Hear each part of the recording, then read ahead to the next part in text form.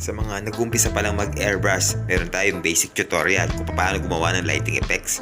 So bali, napakadali lang gawin ito mga repaps.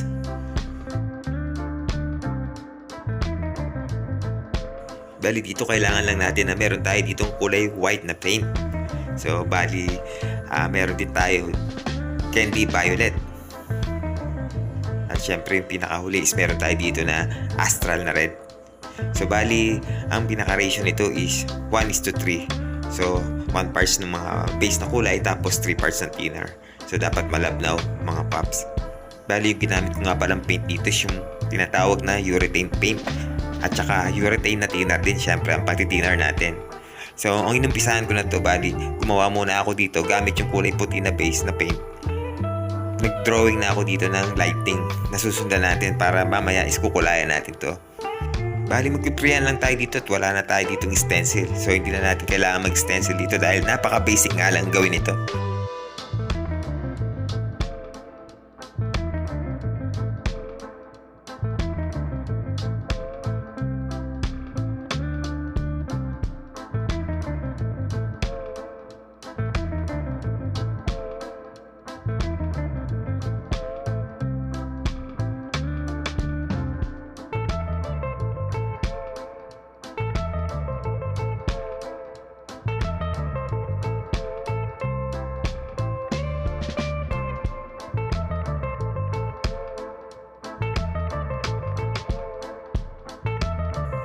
Tapos is magpapalit na tayo dito ng kulay.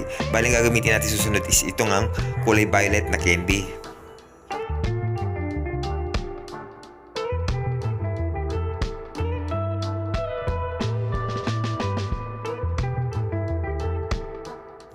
Bali naglagay pa ako dito ng dalawa pang kidlat para naman dun sa astral red mamaya.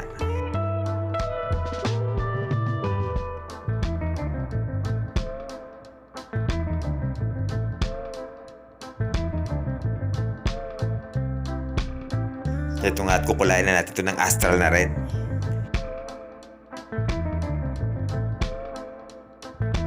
Bali, pinakauling ginawa ko dito is naglagay na ako ng guhit na manipis lang na kulay white sa may bandang gitna ng mga kidlat.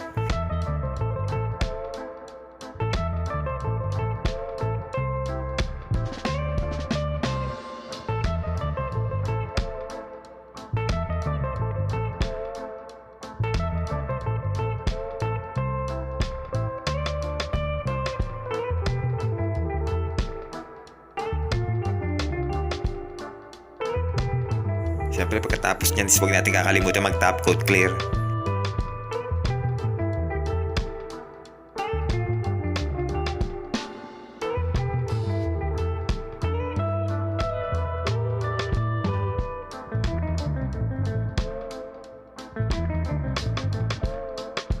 So ayan, finish na. Napakadali lang, 'di ba? Basic na basic.